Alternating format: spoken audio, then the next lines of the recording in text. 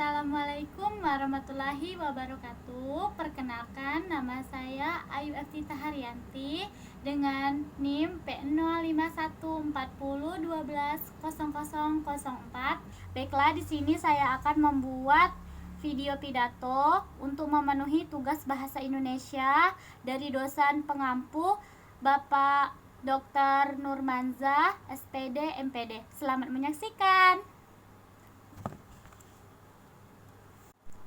Assalamualaikum warahmatullahi wabarakatuh. Selamat siang. Salam sejahtera bagi kita semua. Om Swastiastu, Namo Buddhaya, salam kebajikan. Bapak, Ibu, dan saudara-saudara sebangsa dan setanah air. Sejak kita mengumumkan adanya COVID-19 di awal bulan ini, setelah saya memerintahkan kepada Menteri Kesehatan dan kementerian terkait untuk meningkatkan langkah-langkah ekstra dalam menanggapi pandemi global COVID-19. Kita melihat beberapa negara yang mengalami penyebaran lebih awal dari kita. Ada yang melakukan lockdown dengan segala konsekuensi yang menyertainya.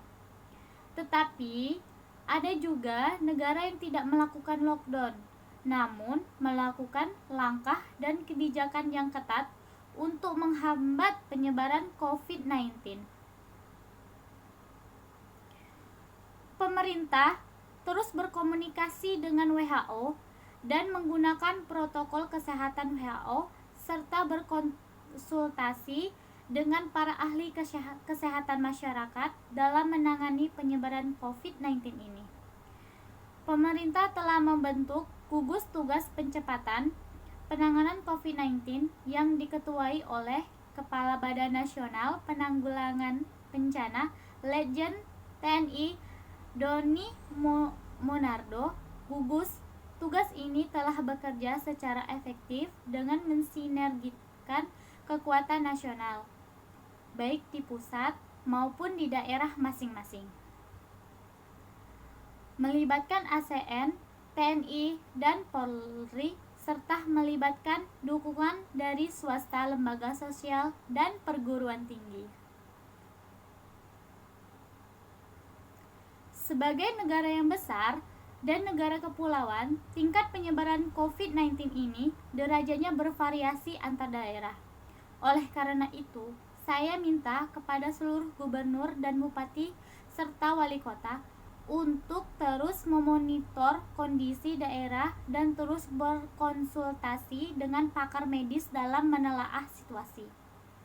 Kemudian, terus berkonsultasi dengan Badan Nasional Penanggulangan Bencana untuk menentukan status daerahnya, siaga darurat ataukah tanggap darurat bencana non-alam. Berdasarkan status kedaruratan daerah tersebut, jajaran pemerintah daerah dibantu jajaran TNI dan Polri serta dukungan dari pemerintah pusat untuk terus melakukan langkah-langkah yang efektif dan efisien dalam menangani penyebaran COVID-19 saat ini. Membuat kebijakan tentang proses belajar dari rumah bagi pelajar dan mahasiswa, membuat kebijakan tentang sebagai ASN bisa bekerja di rumah dengan menggunakan interaksi online. Dengan tetap menggunakan pelayanan yang prima kepada masyarakat. Menunda kegiatan-kegiatan yang melibatkan peserta banyak orang, meningkatkan pelayanan pengetesan infeksi COVID-19 dan pengobatan secara maksimal dengan memanfaatkan kemampuan rumah sakit daerah dan bekerja sama dengan rumah sakit swasta serta sebagai riset dan pendidikan tinggi yang direkomendasikan oleh Kementerian Kesehatan. Saya sudah perintahkan untuk memberikan dukungan anggaran yang menandai untuk digunakan secara efektif dan efisien. Pertama, merujuk pada Undang-Undang Nomor 24 Tahun 2007 tentang Penanggulangan Bencana yang memungkinkan pemerintah dan pemerintah daerah untuk memprioritaskan dan menggunakan anggaran secara cepat. Selain itu, Menteri Keuangan juga sudah mengeluarkan peraturan dan pedoman untuk menyediakan anggaran yang diperlukan oleh seluruh kementerian, lembaga, dan pemerintah daerah dan gugus tugas percepatan penanganan COVID-19. Peraturan ini memberikan landasan hukum agar pihak yang relevan dapat menggunakan anggarannya dan mengajukan kebutuhan anggaran tambahan untuk menangani tentang penyebaran COVID-19. Dampak pandemi COVID-19 ini telah memperlambat ekonomi dunia secara masif dan signifikan, termasuk terhadap perekonomian negara. Untuk itu, pemerintahan memastikan ketersediaan bahan pokok yang cukup dan memadai untuk memenuhi kebutuhan masyarakat. Pemerintah juga telah memberikan insentif kebijakan ekonomi sebagai telah diumumkan oleh Menko Perekonomian dan jajaran Menteri Perekonomian untuk menjaga agar kegiatan dunia usaha tetap berjalan seperti biasa.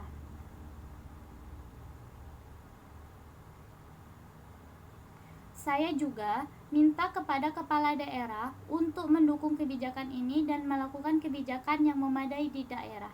Saya dan seluruh jajaran kabinet terus bekerja keras untuk menyiapkan dan menjaga Indonesia dari penyebaran COVID-19 dan meminimalkan implikasinya terhadap perekonomian Indonesia. Sebagaimana kemarin telah disampaikan bahwa salah satu menteri kami terdeteksi positif COVID-19. Langkah-langkah antisipatif telah dilakukan dan saya yakin bahwa para menteri tetap bekerja penuh seperti biasa. Bahkan hari-hari para menteri bekerja lebih keras walaupun sebagian dilakukan dengan secara online untuk mengatasi isu kesehatan dan mengatasi dampak perekonomian akibat COVID-19 ini.